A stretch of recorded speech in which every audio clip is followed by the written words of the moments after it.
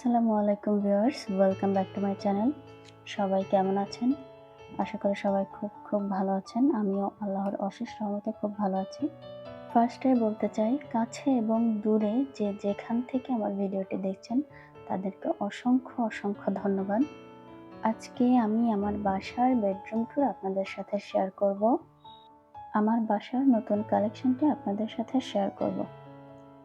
তাহলে চলুন দেখে নেওয়া যাক আমার নতুন কালেকশনে কি আছে। ফার্স্টে আমি বেডরুম কালেকশনের বেড দিয়ে শুরু করছি। দেখতে পাচ্ছেন এটা একটা সুন্দর বেড, খুবই সিম্পল একটা বেড। বেডটার সাইজ হচ্ছে 5 ফিট বাই 7 ফিট। সিম্পলের মধ্যে খুবই গর্জিয়াস একটা বেড। এটা কিন্তু মালয়েশিয়ান উড কাঠের ফার্নিচার। দেখতে পাচ্ছেন তার পিছনেই কিন্তু একটা জানালা আছে। বেডের পিছনের ওয়ালটাকে আমি একটু সিম্পলভাবে সাজিয়েছি, দেখতে পাচ্ছেন কিছু আর্টিফিশিয়াল ফুল আছে ওখানে। আর বেডের পাশেই কিন্তু বেড সাইড আছে। বেড সাইডের সাথে সুন্দর একটা লাইটও আছে। ঠিক লাইটের নিচেই কিন্তু আমি একটা ফ্লাওয়ার ভাস সহ আর্টিফিশিয়াল ফুল রেখেছি। খুবই সুন্দর দেখাচ্ছে বেটার জন্য। আর যেহেতু এখানে লাইট আছে সেক্ষেত্রে কিন্তু টেবিল ল্যাম্প প্রয়োজন নেই এখানে। আর সব থেকে গুরুত্বপূর্ণ যে বিষয়টা হচ্ছে, দুইটা বেড সাইডেরই কিন্তু হাইট, খাটের মাথার সাইড যেটাকে বলে সেটা মানে সেম হাইট অনুযায়ী কিন্তু দুইটা বেড সাইডই তৈরি করা হয়েছে এখানে কিন্তু বেড এবং বেড সাইডের সাথে গোল্ডেন শিট ইউজ করা হয়েছে, যেটার জন্য একটু বেশি সুন্দর দেখাচ্ছে। বেডের ঠিক সাইড ওয়ালে রাখা হয়েছে ড্রেসিং টেবিল, যেটাকে আমরা অনেকেই ভ্যানিটি বলে থাকি। যখন আমি এই ফার্নিচারটা ক্রয় করি তখন ওনারা এটাকে ভ্যানিটি বলেই সম্বোধন করছিলেন। তো এটাকে আমি ড্রেসিং টেবিলে বলবো। ড্রেসিং টেবিলটাও কিন্তু খুব সুন্দরভাবে তৈরি করেছে ওনারা। এই ড্রেসিং টেবিলটাতেও কিন্তু গোল্ডেন শিট ইউজ করা হয়েছে, সাথে কিন্তু সুন্দরভাবে লাইটিংয়ের ব্যবস্থাও করা আছে। এবং এই ওয়ালটাতেই কিন্তু ফটো ফ্রেম এবং একটা ব্র্যাকেট লাইট রাখা হয়েছে, যেটার জন্য ওয়ালটা একটু বেশি সুন্দর দেখাচ্ছে। আর ড্রেসিং টেবিলের উপর আমি একটু ছোট ফ্লাওয়ার রেখেছি। বেডের অপোজিট ওয়ালে আছে একটি আলমিরা, 5 পার্টের আলমিরা, যেটাকে আমরা অনেকেই সচরাচর বলে থাকি আলমারি। এই আলমারিতে গোল্ডেন শিট এবং গ্লাস ইউজ করা হয়েছে। যেহেতু 5 পার্টের আলমিরা, সেক্ষেত্রে এটা 2 পার্ট করা যায়। আলমারিটির পাশে আছে একটা রিডিং টেবিল। রিডিং টেবিলের উপরে আমি একটা পুতুল রেখেছি, দেখতে পাচ্ছেন। যেহেতু রুমটা আমার ছেলের জন্য মেক করা হয়েছে, সেই জন্য এখানে এই রিডিং টেবিলটা রাখা হয়েছে, যেন একটু বড় হলে ও এই রুমে শিফট করতে পারে এবং এখান থেকে পড়াশোনা করতে পারে।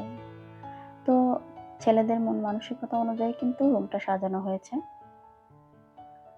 যেহেতু এর আগে রুমটা কিন্তু অন্যরকম ছিল, সেক্ষেত্রে নতুন করে সাজানোর জন্য একটু পরিবর্তন এসেছে। এইটা কিন্তু গ্লাস, এর পিছনে কিন্তু একটা বারান্দা আছে। তো গ্লাসের জায়গাটা আমি দেখতে পাচ্ছেন যে এখন পর্দা দিয়ে ঢাকা রয়েছে, ওইটা ছিল একটা বারান্দা। তো এটাই হচ্ছে আমার রুম, সুন্দর করে গোছানো একটা রুম বলতে পারেন। তো আমি নিজের সাধ্য অনুযায়ী চেষ্টা করেছি সুন্দরভাবে গোছানো। আর অনেকেই বলে যে কম বাজেটে সুন্দর ফার্নিচার, আসলে কিন্তু কথাটা ঠিক, মানে খুবই কম বাজেটে একটা সুন্দর ফার্নিচার আমরা পেয়েছি। এই ফার্নিচারটি আমরা ঢাকা মেহেজাবিন ফার্নিচার থেকে অর্ডার করেছিলাম।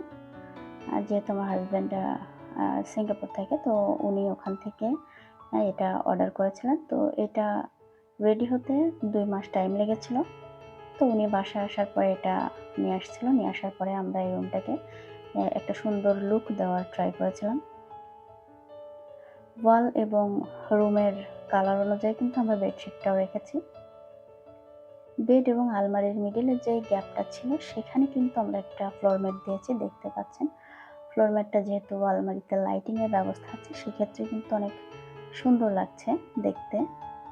তো এই হচ্ছে আমার বেডরুম, খুব স্বল্প বাজেটে সুন্দর একটা বেডরুম প্যাকেজ, যেটা আমরা ঢাকা থেকে অনলাইন থেকে অর্ডার করার মাধ্যমে পেয়েছি।